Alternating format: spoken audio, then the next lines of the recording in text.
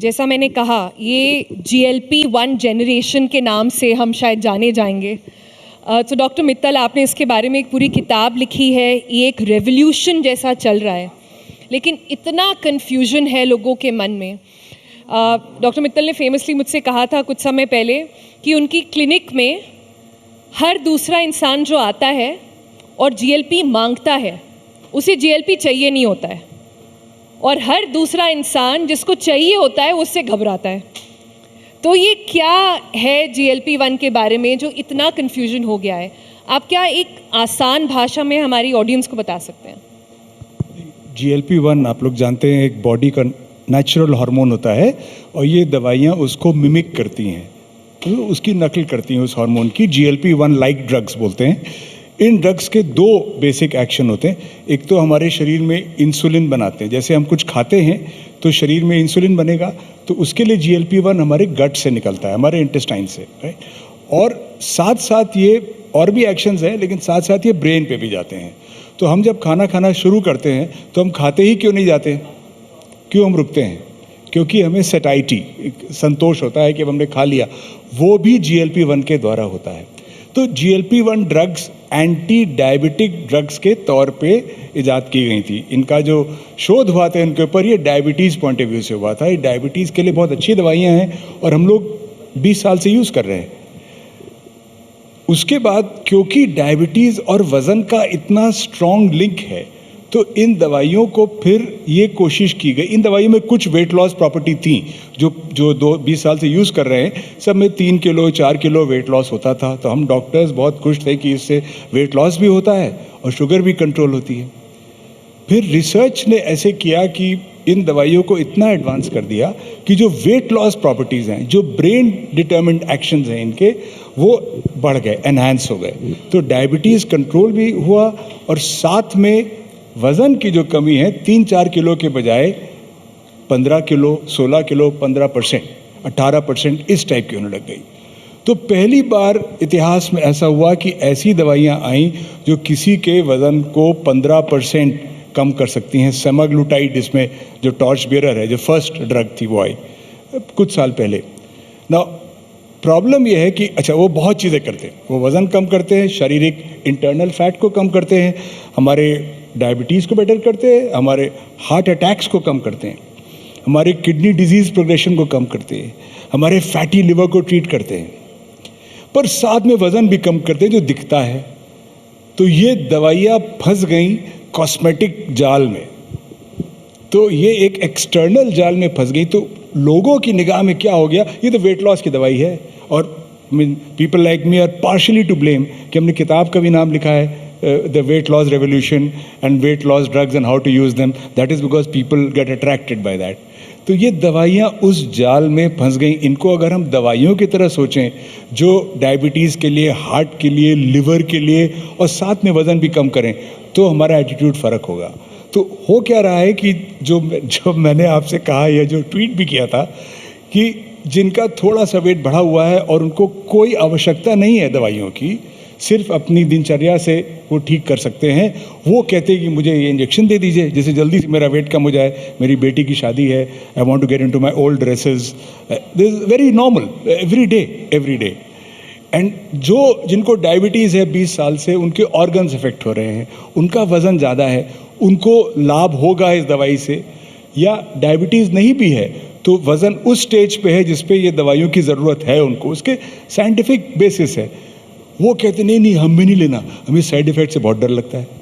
तो ये आजकल मतलब वैसे ही हमारा काम क्रॉनिक केयर में समझाने का होता है। हाँ। आजकल तो और ज़्यादा इसी में पूरा दिन निकल रहा है। पर आपने साइड इफ़ेक्ट्स की बात करी, सबसे पहले इसे एड्रेस करना चाहूँगी मैं। वर्ल्ड ओवर इसे GLP-1 ड्रग्स को मिरेकल ड्रग्स कहा गया है कि ऐसा फॉर्मुलेशन, ऐसी डिस्कवरी हमारी ज़िंदगी में इस जनरेशन ने नहीं देखी है। लेकिन उसके साथ साथ हम हर सुबह उठ के 2 तरह की हेडलाइंस देखते हैं। एक कि GLP-1 ने किसी की ज़िंदगी एकदम बदल दी। Serena Williams is the latest one. उन्होंने कहा मैंने GLP-1 लिया और मेरा पूरा ज़िंदगी का लाइफस्टाइल बदल गया है। और उसी दिन एक और हेडलाइन आई कि 1200 लोगों ने मिलकर एक पिटिशन फाइल करी है जिसमें उन्होंने कहा है कि GLP-1 की वजह से उनको ब्लाइंडनेस हो गई, सडन ब्लाइंडनेस, एकदम से 100% दिखना बंद हो गया। उनको पैनक्रियाज में इशू हो गया, उनके जीआई ट्रैक्ट्स में इशू हो गए। तो इसकी सच्चाई क्या है? देखिए, सच्चाई ये है कि the first line, the science very clearly tells us कि these drugs are a game changer.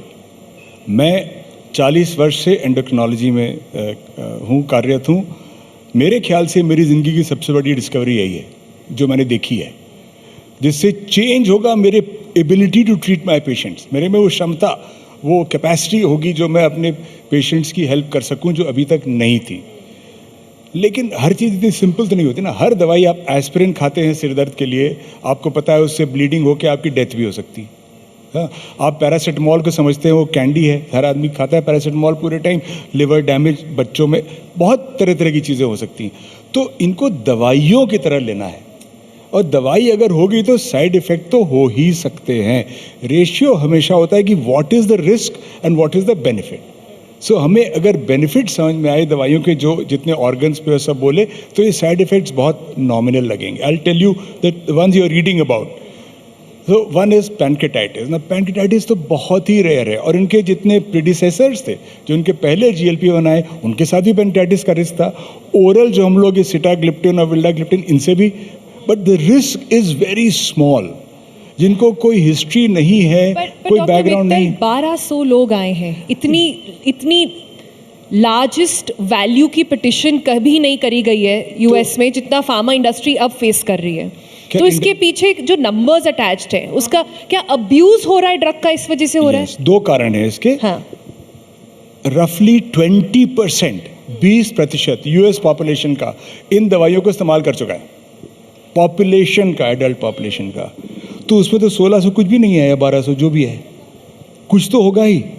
ऐसा कैसे संभव है कि नहीं हो? चाहे आप वैक्सीन ले लें अपनी, चाहे कुछ भी ले लें, कुछ तो साइड इफ़ेक्ट्स हो ही सकते हैं ना। That is number one. Number two, उसमें on the face of it बहुत सारे फ्रिवलस लगते हैं, एक्सेसिव वॉमिटिंग और पता नहीं क्या, ये तो हो ही सकता है। मैं तो इंडिया में रहता हूँ, अमेरिकन सिस्टम अलग है, मैंने वहाँ भी काम किया है।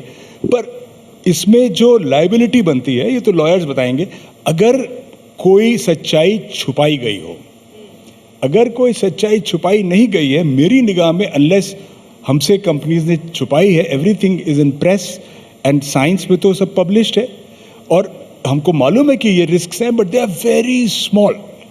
दे are very, pancreatitis risk is hardly there, thyroid cancer risk is close to zero, humans में दिखाया ही नहीं गया है। इनफैक्ट कुछ स्टडीज़ ने ये दिखाया है कि पैनक्रेटाइटिस तो कम होती है लॉन्ग टर्म में, आपका वजन कम होता है तो पैनक्रेटाइटिस भी कम हो जाती है।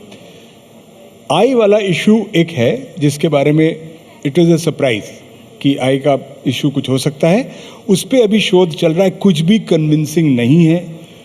कुछ स्टडीज़, अभी जो स्टडी है शो किया कुछ भी नहीं होता, कुछ ने शो किया होता है। तो क्योंकि दवाइयाँ हैं और इतने विस्तार से इनका प्रयोग हो रहा है, तो हमें फ्लैग जरूर रखना होता है।